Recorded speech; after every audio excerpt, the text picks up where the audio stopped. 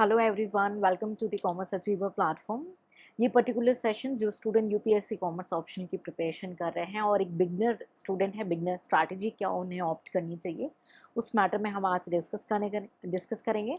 और ये भी वीडियो एक स्टूडेंट की रिक्वेस्टेड वीडियो है एंड आई बिलीव वो स्टूडेंट इस पर्टिकुलर सेशन का मैक्सिमम बेनिफिट लें और अपने व्यूज़ एंड अपनी क्वेरीज को हमारे साथ डिस्कस करते रहें ऐसे। तो उस स्टूडेंट की जो रिक्वेस्ट थी और उन्होंने जो हमसे डिस्कस किया था कि मैम आप जो है मैंने एक प्रीवियस ये पेपर सॉल्व का एक पर्टिकुलर क्वेश्चन डिटेल में एनालिसिस कराया था।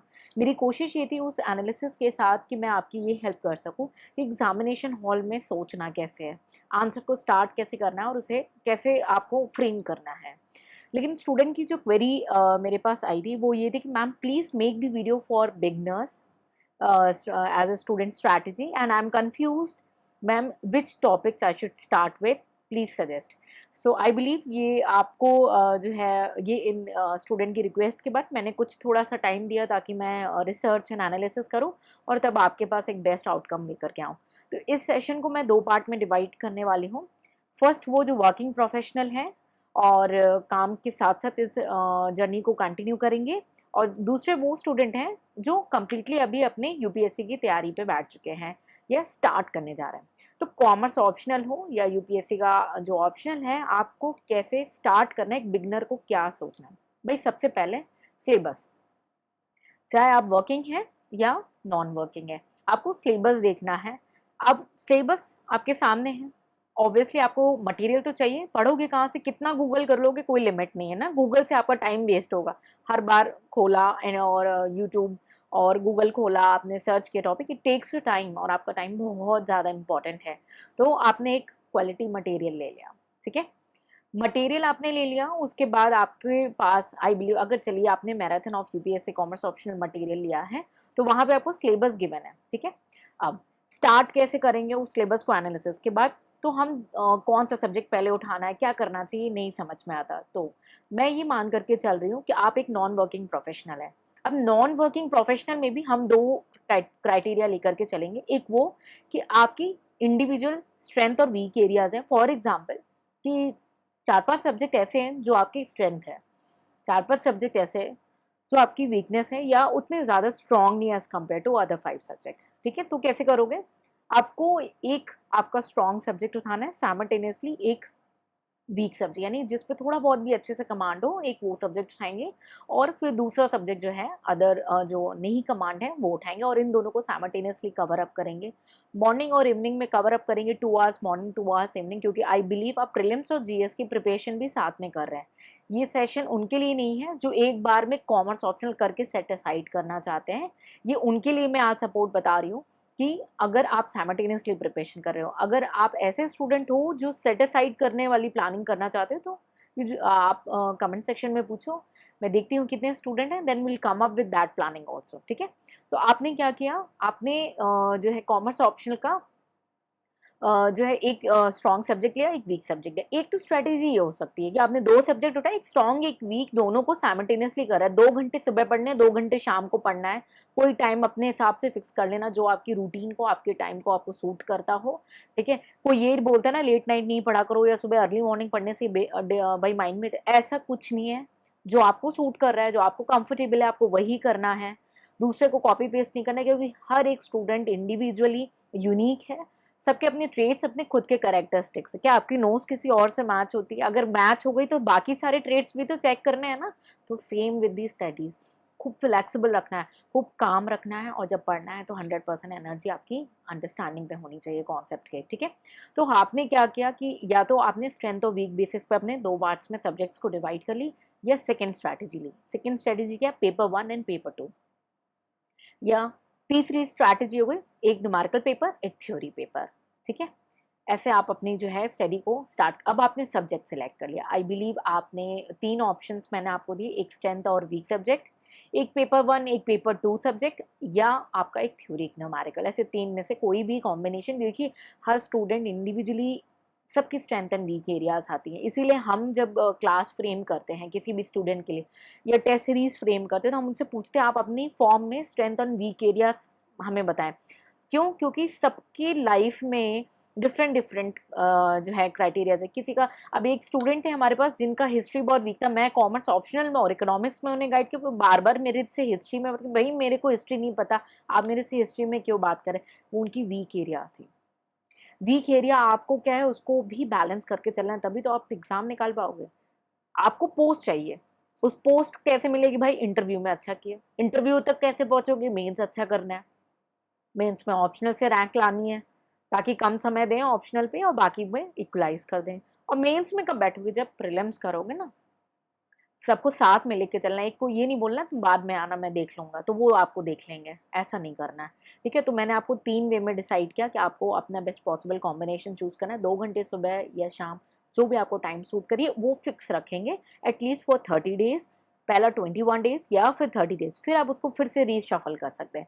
फिर 21 डेज या 30 डेज जो आपको, ये आपका ये ऐसा रिसर्च बेसिस है कि 21 डेज अगर आप कॉन्टिन्यूटी में पढ़ते हो तो आपका अच्छा रिदम सेट हो जाता है। तो 21 डेज टू 30 डेज या 45 डेज का रिदम आप सेट कर सकते हो अपने साथ। ठीक है, और उसके बाद रीशफल कर सकते हो जो भी आपको सूट कर रहा है। तो हर एक इंडिविजुअल की स्ट्रेंथ एंड वीक एरियाज हैं। अब जैसे जिस स्टूडेंट ने मेरे से ये इंक्वायरी करी कि मैम बिगनर्स को क्या स्ट्रैटेजी करनी है, उनका मुझे एजुकेशन क्वालिफिकेशन नहीं पता, वो अभी वर्किंग है या नॉन वर्किंग है, उनकी जीएस और प्रीलिम्स की क्या स्ट्रैटेजी है, ये सब मुझे नहीं आइडिया। इसीलिए मैं उनको ऑन दिस मतलब डायरेक्ट बेसिस पे नहीं बता सकती, बट एट द होलिस्टिक मैं आपको गाइड कर रही हूँ कि आपको ये 3 ऑप्शंस जो मैंने बताया, पेपर 1 पेपर 2 या न्यूमेरिकल या थ्योरी का कॉम्बिनेशन या स्ट्रेंथ ऑफ वीक एरिया, ऐसे आप कोई भी कॉम्बिनेशन बना लें। ये मैंने बताया आपको नॉन वर्किंग्स के लिए। अब जब वर्किंग्स की बात आ रही है तो वर्किंग्स को क्या करना है कि आपको अपनी स्ट्रैटेजी ये फाइंड आउट करनी है कि जो आपके पहले कमांडेड एरिया है, कमांडेड सब्जेक्ट्स हैं, उनको करके सेटिसाइड कर लेना है। ऐसा क्यों करना है, कॉन्फिडेंस डेवलप होगा कि चलो वर्किंग होते हुए भी मैंने इतने सब्जेक्ट कवर अप कर लिए, तो कल को जब मैं छुट्टी लूंगा या लूंगी तो मैं बाकी बैलेंस सब्जेक्ट्स भी हम लोग टाइम टू टाइम कवर कर लेंगे, या एक आपका कॉन्फिडेंस डेवलप होना स्टार्ट हो जाता है। ठीक, अब इसमें भी मैं आपको 2 पार्ट में डिवीजन बताऊंगी। अब आपने सब्जेक्ट सिलेक्ट कर लिया सपोज, ठीक है, अब आती है चैप्टर की बारी। तो चैप्टर तो जनरली मैं इस बुक के हिसाब से, जो आप कॉमर्स ऑप्शन अचीवर के थ्रू परचेज कर रहे हैं, इस बुक के हिसाब से तो मैं बोलूँगी स्टेप बाय स्टेप चलो, बिल्कुल सेम सीक्वेंस में, क्योंकि आपका इंटरेस्ट क्रिएट करते हैं पहले हम बुक में, ताकि आपको इंटरेस्ट है पर्टिकुलर सब्जेक्ट में, आप उसे अपना कंप्लीटली हर्ट दें। ठीक है, बिकॉज देखिए बुक में मेरी कोशिश क्या रही है personally, I check this book 4 to 5 times, even 6 time, कुछ हाथ बुक्स को ऐसे मैंने इतनी बार चेक किया ताकि जितनी भी गलती हो। और बहुत लोग को, बहुत सारे ऐसे मेरे एक्स स्टूडेंट्स रहे हैं, कुछ जो ऑलरेडी प्रोफेसर एंड ऑथर्स हैं, उन्होंने भी काफ़ी कोऑपरेट किया, और इसमें से हमने बहुत सारी गलतियां निकालने की कोशिश करी ताकि वो हम तक रुक जाए, और ऐसी बुक प्रेजेंट करने की कोशिश करी जिससे आपका इंटरेस्ट डेवलप हो। तो इस बुक के अकॉर्डिंग तो आपको चैप्टर वाइज जाना है, आपका इंटरेस्ट बहुत अच्छे से क्रिएट हो जाएगा, चाहे जितना भी बुरा लगता हो वो सब्जेक्ट, आपका इंटरेस्ट क्रिएट होगा, ये तो श्योर है। आपको उसको बस 100% देना है। ठीक है, तो आपको चैप्टर वाइज पढ़ना है, लेकिन कई बार ऐसा होता है ना, कुछ चैप्टर तो पढ़ लिए लेकिन एक चैप्टर दुश्मन निकल आता है। ठीक है, किसी का स्टैंडर्ड कॉस्टिंग, कैपिटल बजटिंग, ऐसे कोई होता है ना, किसी का फाइनल अकाउंट्स है, दुश्मन आ जाता है। तो उस दुश्मन चैप्टर को कैसे डील करना है, आपको करना क्या है, जीरो नहीं छोड़ना है, आपको उसकी बेसिक अंडरस्टैंडिंग लेनी है, और बेसिक अंडरस्टैंडिंग में जितना हुआ ठीक है, कवर अप करके आपको आगे बढ़ना है। फिर मानो बहुत दिन बीत गया हो, आपने फाइनल अकाउंट्स को देखा ही नहीं हो, अकाउंट्स को ही टच नहीं किया हो, कुछ एक दिन ऐसा आया कि चलो यार आज बहुत दिन हो गए अकाउंट्स ही, आज अकाउंट्स ही उठा लेते हैं, पूरा दिन देखते हैं, उस दिन उठा के बैठो फाइनल अकाउंट्स को, आज हम नहीं रुकेंगे, आज तो करके रहेंगे। फिर भी अगर आपने 25% अभी तक गेन किया था थ्योरी से, अगर आपने उसमें और 25 या 30% गेन किया तो आपकी जीत ही है उसमें, है ना। तो आपको छोड़ना नहीं है, जितनी कोशिश करनी है, because you never know what welcomes in UPSC, है ना।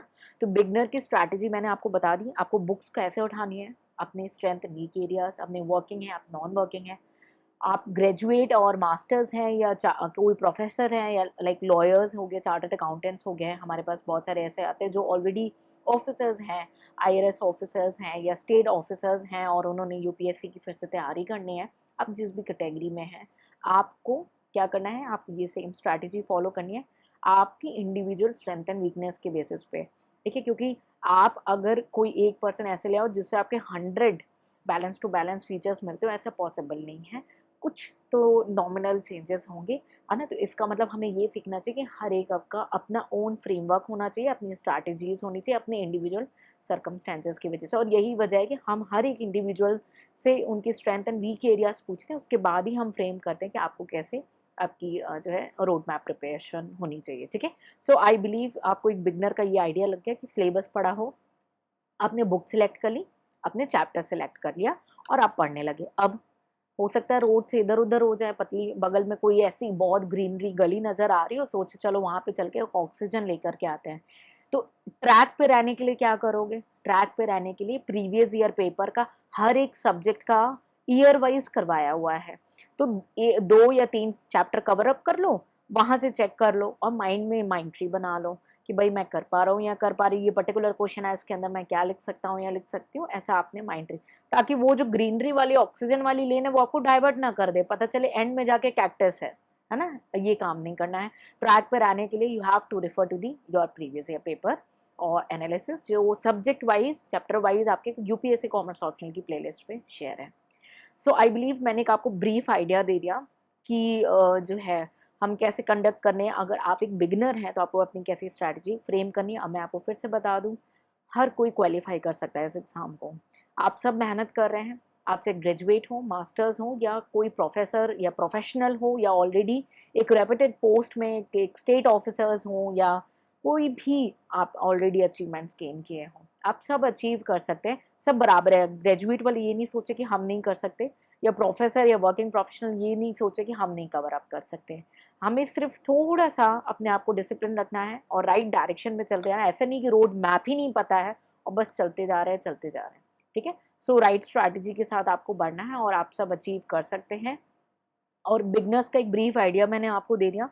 आपको ये भी बता दिया प्रीवियस ईयर पेपर का एनालिसिस है, बहुत सारे न्यूमेरिकल कवर्ड है और कई एंड तक थ्योरीज भी इस प्लेटफॉर्म पे कवर है। विद टाइम टू टाइम हम और कवरेज करेंगे ताकि कॉमर्स के जितने भी स्टूडेंट हैं, क्योंकि commerce is all about money, अगर पैसा ही नहीं मैनेज होगा तो इकोनॉमी कैसे चलेगी, है ना।